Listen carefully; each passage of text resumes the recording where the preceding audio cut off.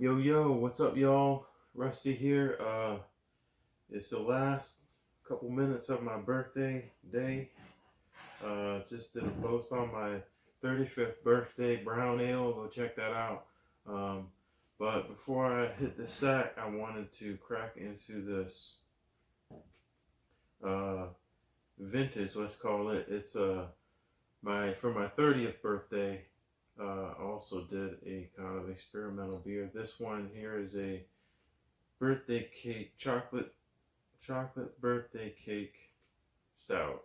Um, I was claiming at the time that it was 10%, but I don't think it is. I was not doing. I was a lot more novice back then, as we all are. 5 years in our past, but I just wanted to open this one up. Maybe a little bit about the beer.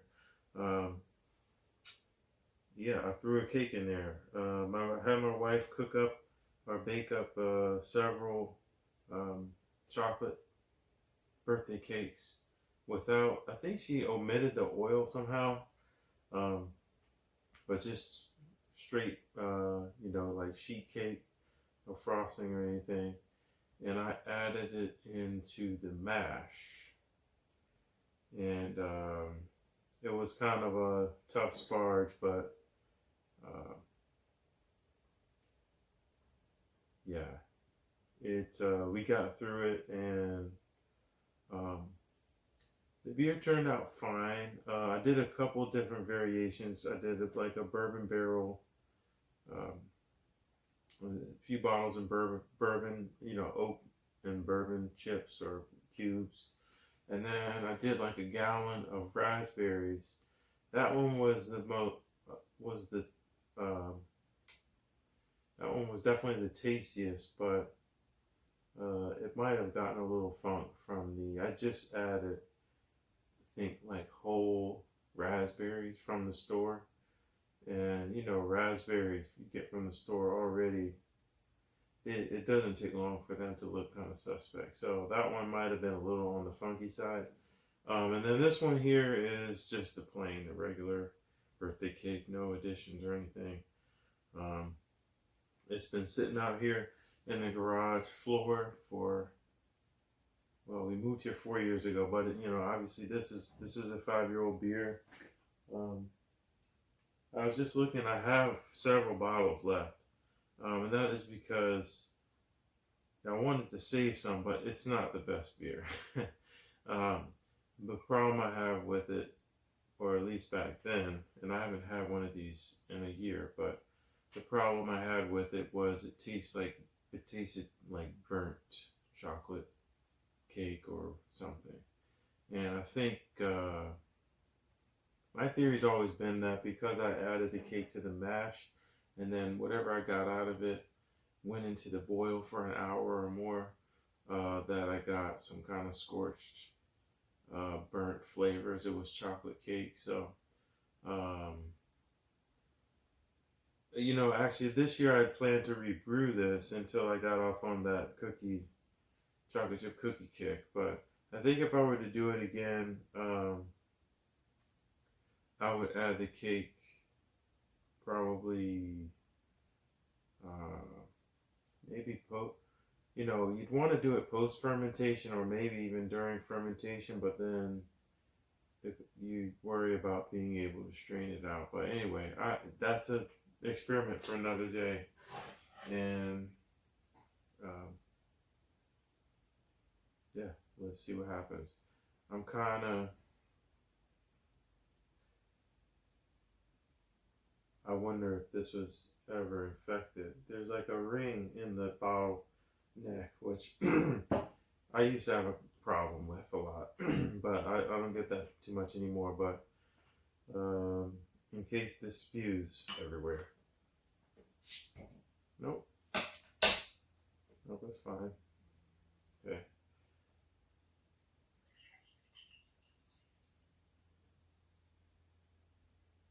It's pretty well carbonated.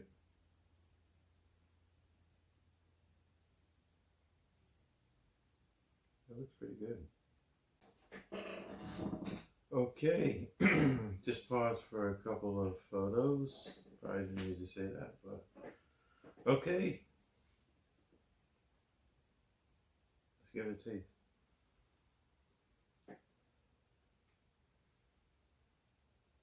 I'd love to know what the actual ABV is. What I used to do was I would just put everything in my calculator until it said 10%, but I wasn't measuring.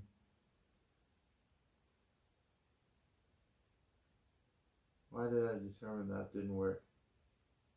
For a while I wasn't measuring original gravity, so that really.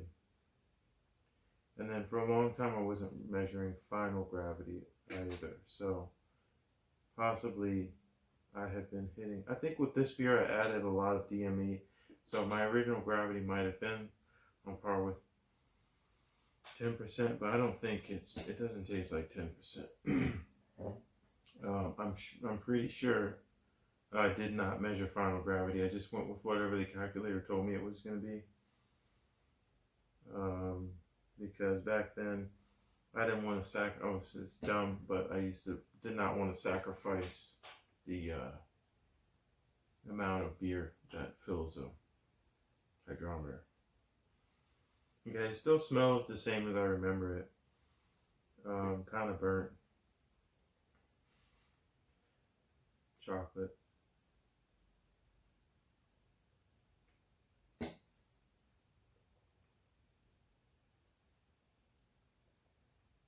It's a little undercarbonated. I mean, it's let's leave that. Bottle conditioned. But you know, it's not bad. It's a little burnt. It's, you know, I don't think it's really changed that much. At least since last year.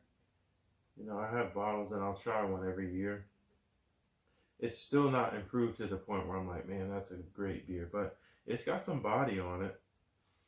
It's not like a...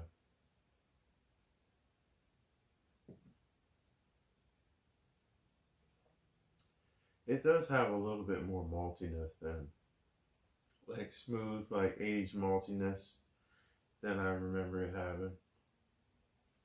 But it's still bitter and burnt. So, you know, if I had just, if I had just brewed it without the cake and kept it this long, it really would be nice. But, um, so yeah, I wouldn't mind, you know, maybe I should brew this beer, look up the recipe and see what was in it, and brew it plain, and then brew it, maybe try to brew it again with the cake, just to prove, you know, if what I think about it is true, with the burnt cake theory. And the base beer I think is actually good. I got the idea from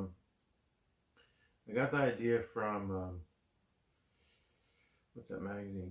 Is it Beer Advocate magazine? They had like one. They used to have. I don't really read it anymore, but they used to have like a one-page homebrew column. And one time it was like, here's a birthday cake beer. Do this. And even then, I was like, did anybody actually do this? I can't. I think like somebody made it up for that column and didn't actually do it. But that was where the idea came from.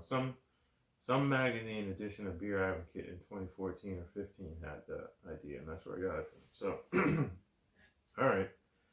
I guess that's it. This is my nightcap. Happy birthday to myself. And catch y'all later.